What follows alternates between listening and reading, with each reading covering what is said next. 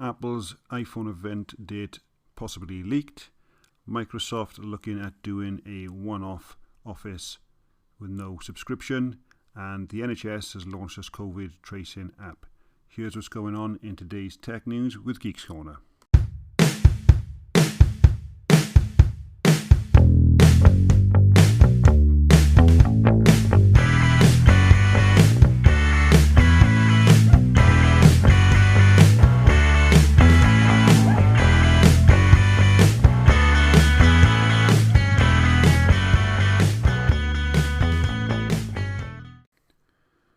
Microsoft Office will see a new release for both Windows and Mac in the second half of 2021 that actually won't require a subscription. In recent years, the company has published a subscription-based Microsoft 365, formerly Office 365 bundle, as a way you could get Word, Excel, PowerPoint, Outlook, and Business Exchange as well, including Skype, all in for a monthly fee, and then you could use those as part of your subscription.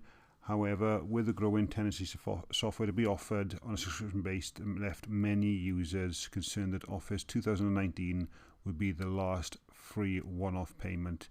Yet Microsoft is now looking at releasing a new one in 2021 with no subscription needed, so that will be a welcome change to many. The NHS in England and Wales has finally released their NHS COVID-19 contact tracing application with exposure notification using both Google and Apple API. That's actually finally out for release, and we've got a video detailing exactly how it works and why you should potentially use this application. We will put links in the show notes below. Apple's upcoming iPhone event could be held on Tuesday, October 13th, according to information, and that's been shared by several news sites including Mac Rumours, and this has also been confirmed by John Prosser, a leaker with a mixed track record when it comes to Apple's plans. He said that we would be seeing a device released in the beginning of September, and it turned out it was the release date for the Apple Watch and iPad event. However, he seems to be quite on point when things are coming out regarding dates, and he also successfully predicted the iPhone SE release on the day as well, and he's had quite several successful releases. Some, as I say, it is a mixed track record, haven't been spot on, but it is interesting to see that these dates are now starting to surface as well.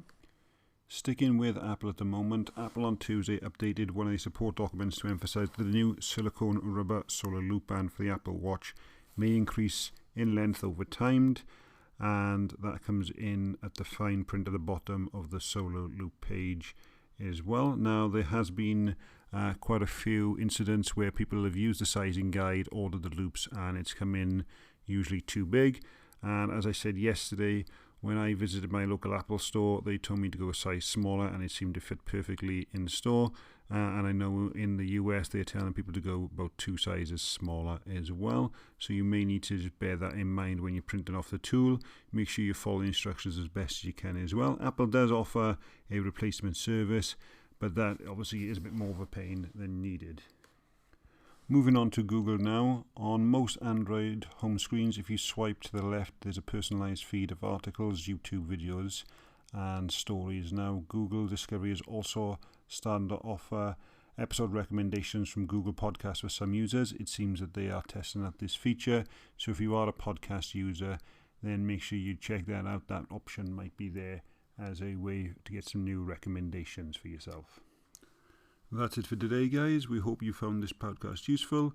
Make sure you check out the video we created today on the NHS COVID tracing app, and tune in next time. Thanks for listening, and I will catch you on the next one.